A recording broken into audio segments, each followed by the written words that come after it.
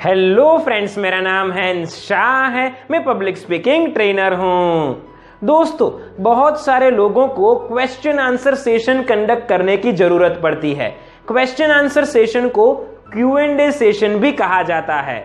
जब question answer session को conduct करने की जरूरत पड़ती है तब हमें लोगों के सवालों का सही जवाब देना पड़ता है। जब हम लोगों के लिए क्वेश्चन आंसर सेशन को कंडक्ट करते हैं तब कुछ चीजों के बारे में हमें ध्यान रखना चाहिए। आज के इस वीडियो के अंदर हम आपको ऐसी ही कुछ 3 बातें कहना चाहेंगे कि जिनका आपको क्वेश्चन आंसर सेशन के दौरान ख्याल रखना चाहिए। हम आपको ये जो 3 टिप्स है वो दे उससे पहले बताना चाहेंगे कि अगर आप हमारे चैनल के ऊपर पब्लिक स्पीकिंग स्किल्स के वीडियोस पाना चाहते हैं तो हमारे चैनल को आप सब्सक्राइब कर दीजिए। सब्सक्राइब करने के बाद बाजू में जो बेल आइकन होता है उसे प्रेस कर दीजिए ताकि आपको हमारे सारे वीडियोस की नोटिफिकेशन मिलती रहे। अब हम आगे बढ़ते हैं और देखते हैं क्वेश्चन आंसर सेशन के लिए 3 टिप्स।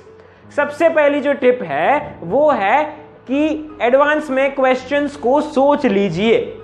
जब आप क्वेश्चन आंसर सेशन को कंडक्ट करते हैं तब आपको एडवांस में क्वेश्चंस क्या होंगे वो सोच लेने चाहिए। अब ये जो क्वेश्चन आंसर सेशन है, चाहे आप फेस टू फेस फिजिकली करें तब भी आपको इसका ख्याल रखना चाहिए। अगर आप online live question answer session करते हैं तब भी आपको ख्याल रखना चाहिए। अगर आप फेसबुक के ऊपर या यूट्यूब के ऊपर भी Q&A सेशन करते हैं तो आप एडवांस में सोच लीजिए कि आपके सामने कौन से क्वेश्चंस आ सकते हैं। उदाहरण के तौर पर अगर टॉपिक ये है कि कोरोना वायरस के संक्रमण के बाद भारत देश के अंदर बिजनेसमैन को क्या स्ट्रेटेजी अपनानी चाहिए, उसके रिलेटेड क्वेश्चन आंसर्स आपके सामने हो सकते हैं। मतलब कि क्वेश्चन हो सकते हैं, आप उसका आंसर देंगे तो उनके क्वेश्चंस कौन कौन से हो सकते हैं ये एडवांस में सोच लीजिए।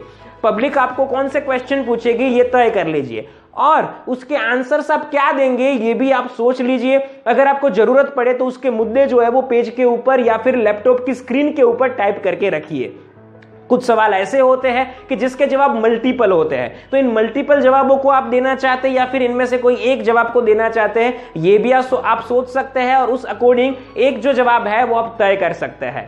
तो आपको एडवांस में क्वेश्चंस तैयार कर लेने कि कौन से आपको पूछे जा सकते हैं, क्योंकि अगर आप एडवांस में तैयार कर लेंगे तो आपकी क्वेश्चन आंसर सेशन के दौरान स्पीड बढ़ जाएगी, आपको ज्यादा सोचने की जरूरत नहीं पड़ेगी। लोग जब अचानक लाइव क्वेश्चंस को फायर करेंगे तो उस वक्त आप तुरंत जो है वो उसका आंसर दे पाएंगे। इसलिए ये टिप हमेशा याद रखिए, बहुत इंपॉर्टेंट टिप है कि क्वेश्चन आंसर सेशन से पहले कौन से क्वेश्चंस आ सकते हैं ये सोच लीजिए और उसके आप क्या आंसर देंगे ये सोच लीजिए और उसके बाद ही क्वेश्चन आंसर सेशन को कंडक्ट कीजिए। ये सबसे पहली टिप हुई।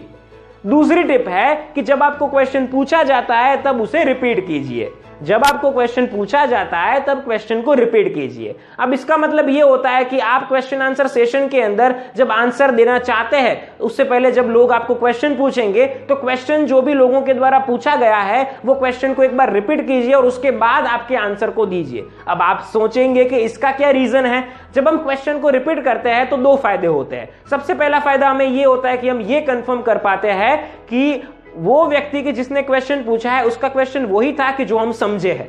जिस व्यक्ति ने हमें क्वेश्चन पूछा है उस व्यक्ति का क्वेश्चन वही था कि जो हम समझे हैं, ये कंफर्म कर सकते हैं। दूसरा फायदा आपको ये होगा कि जिन लोगों ने क्वेश्चन को सुना नहीं है वो लोग फिर से क्वेश्चन को सुन पाएंगे और वो लोग भी आपके आंसर को सुनकर उनको भी फायदा हो सकता है। तो इस तरह से 2 फायदे होते हैं क्वेश्चन को रिपीट करने के। इसलिए जब भी आप क्वेश्चन आंसर सेशन को कंडक्ट करते हैं और आपको क्वेश्चन पूछे जाते हैं तो क्वेश्चन को रिपीट कीजिए। रिपीट करने के बाद आप उसको आंसर कीजिए।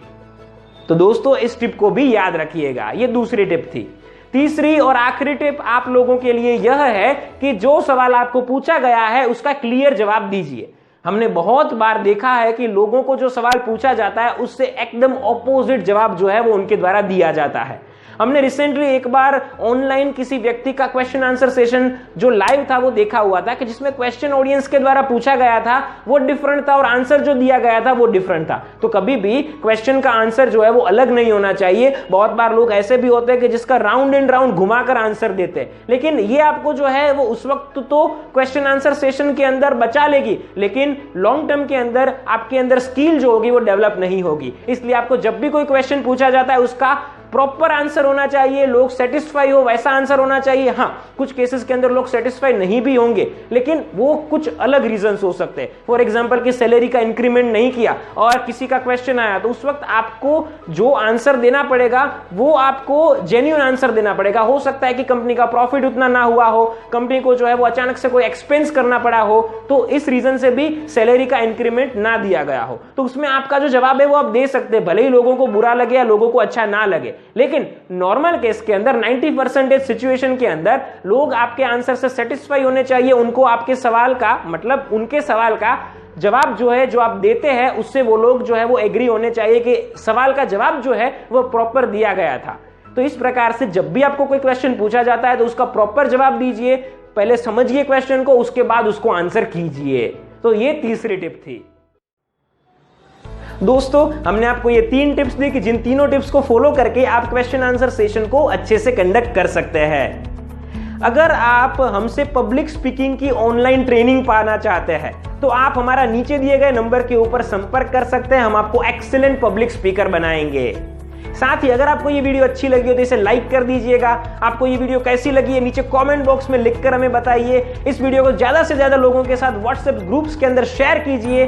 और अगर आपको हमारी वीडियोस अच्छी लगती है और भविष्य में भी आप हमारी वीडियोस को पाना चाहते हैं तो हमारे चैनल को सब्सक्राइब कर दीजिए। सब्सक्राइब करने के बाद बेल आइकन को प्रेस कर दीजिए ताकि हमारे सारे वीडियोस की नोटिफिकेशंस आपको मिलती रहे। इस वीडियो को एंड करने से पहले हम आपको समरी भी देना चाहेंगे। हमने आपको 3 टिप्स दी। सबसे पहली टिप आपके लिए ये थी कि एडवांस में सोच लीजिए कि कौन से क्वेश्चंस आपको पूछे जा सकते हैं और उसके आप आंसर्स क्या देंगे। दूसरी टिप हमने आपको दी कि जो भी क्वेश्चन आपको पूछा जाता है उसको एक बार रिपीट कीजिए ताकि आपको भी कंफर्मेशन हो सके कि जो क्वेश्चन पूछा गया है वो आप समझ चुके हैं, और जिन लोगों ने सवाल को सुना नहीं है उन लोगों को भी सवाल सुनने को मिल जाएगा। और तीसरी टिप हमने आपको दी कि जो क्वेश्चन आपको पूछा जाता है उसका प्रॉपर आंसर दीजिए, क्लियर आंसर दीजिए। दोस्तों, हम आशा करते हैं कि आपको ये वीडियो पसंद आई होगी और यूजफुल होगी। फिर मिलेंगे एक नई पब्लिक स्पीकिंग स्किल्स की वीडियो के साथ। तब तक के लिए थैंक यू फॉर वॉचिंग।